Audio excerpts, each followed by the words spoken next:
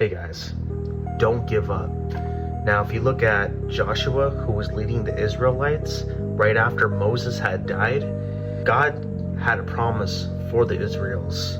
But guess what? They had to go through some battles. They had to go through some things, all right? They had to fight armies so that God still had his promise, but he wasn't going to give them the promise unless they kept fighting the good fight.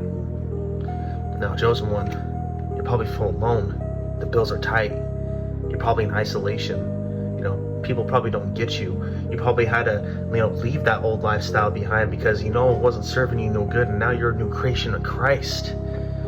God will give you strength to conquer anything, any of those addictions, like the partying, like the smoking, right? Maybe those old friends that were dragging you into that bad lifestyle. Maybe you were chasing those women, but you know deep down that those women weren't going to serve you no good. They're going to delay your calling, okay? Now the devil, he's going to try to distract your calling. And that's when you say, no, I'm going to, read my Bible. I'm going to pray daily. I'm going to, go preach that word of God out to people. Maybe I am going to go start that business. All right. We're going to live in excellence.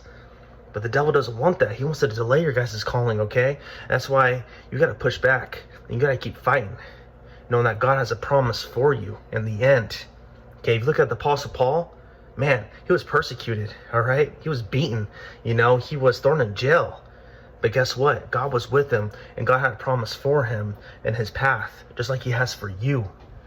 In the end, he said, I fought the good fight, finished the race, and I kept the faith. God blessed him, and just like that, he's going to bless you guys too. But you guys got to keep fighting, and you got to not give up. So remember, this life is hard, chosen one. It's the ones that endure. Don't give up.